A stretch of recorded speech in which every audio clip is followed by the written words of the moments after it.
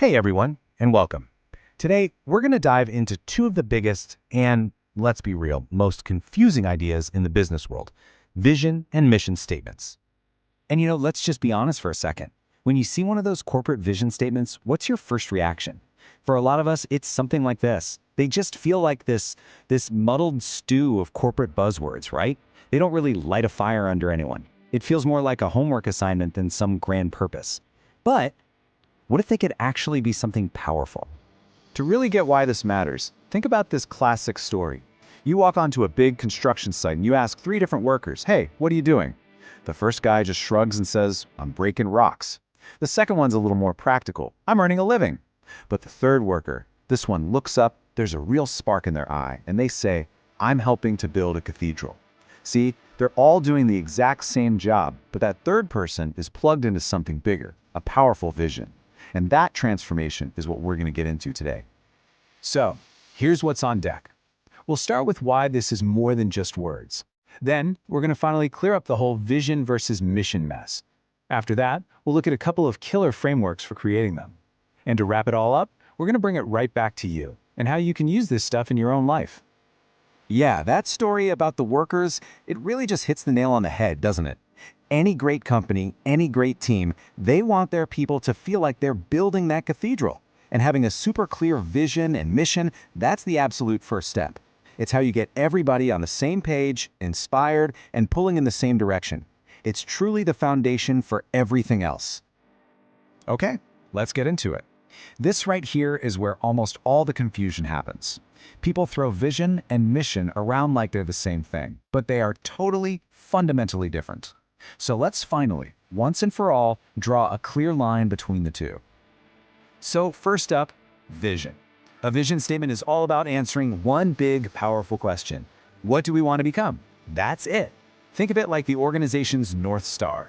It's that dot on the horizon, the ultimate destination, the big dream of the future that should guide every single decision you make. And it needs to be short, punchy, and really, really inspiring. And then we have the mission. The mission statement answers a question that's a lot more grounded in the here and now. What is our business? It's the why we exist today. So if the vision is that destination, the mission, well, that's the roadmap. It's the practical plan that explains what the company is doing, day in and day out, to actually travel toward that North Star. Okay, so let's just boil this down. Vision, that's the future. It answers what? It's the star on the horizon, and its whole job is to inspire people. Mission, that's the present. It answers why and how.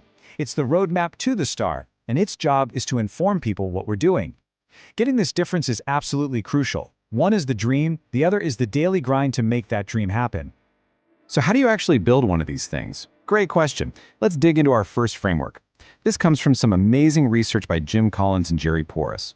They spent years studying companies that were not just good, but enduringly great, and they found a common thread. They all started with this rock-solid philosophical foundation.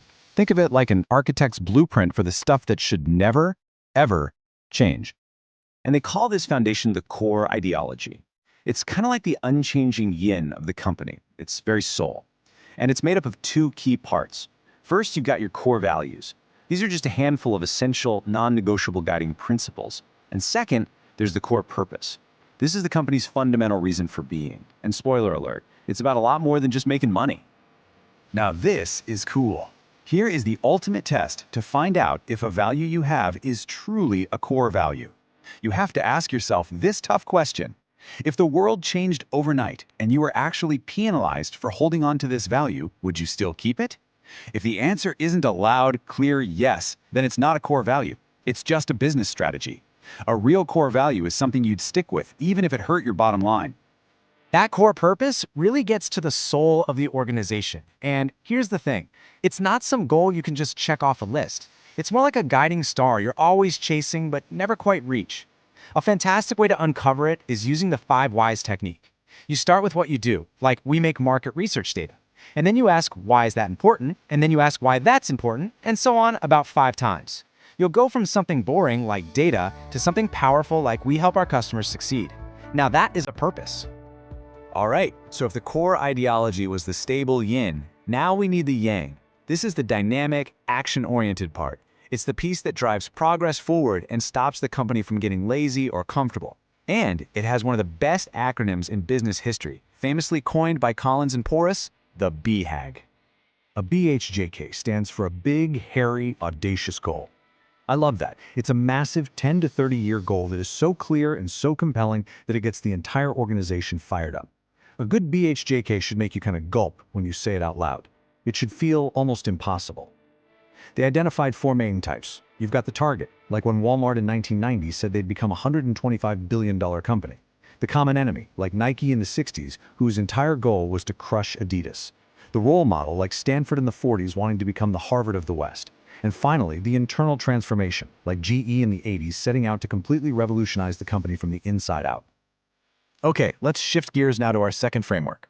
This one offers a really interesting modern twist. You see, for a long time, mission statements were seen as this internal thing, just for employees. But what if we flip that on its head?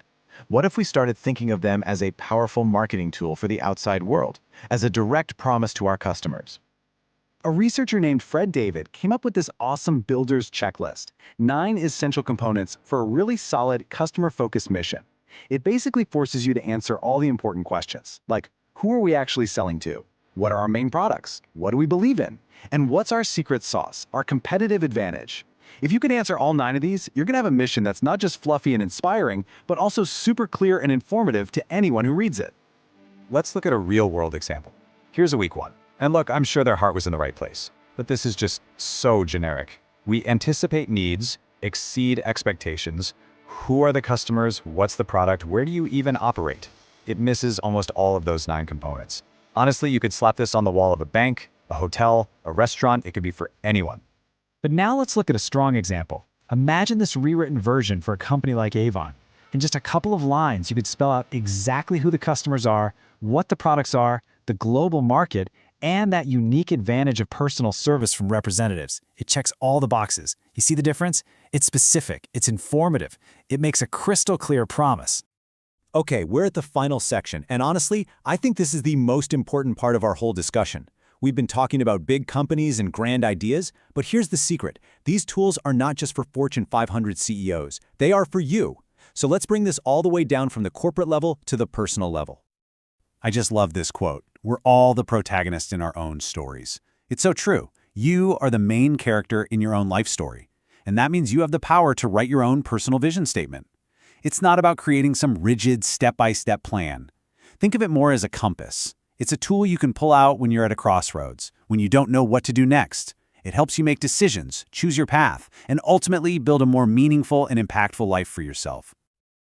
So I want to leave you with one final question, and it brings us full circle, right back to where we started. It is so easy to get caught up in the daily grind, right? To feel like all we're doing is breaking rocks. But I want you to take a moment and just think about it. What is the bigger purpose that ties all your daily tasks together? What is the beautiful grand cathedral that you are building?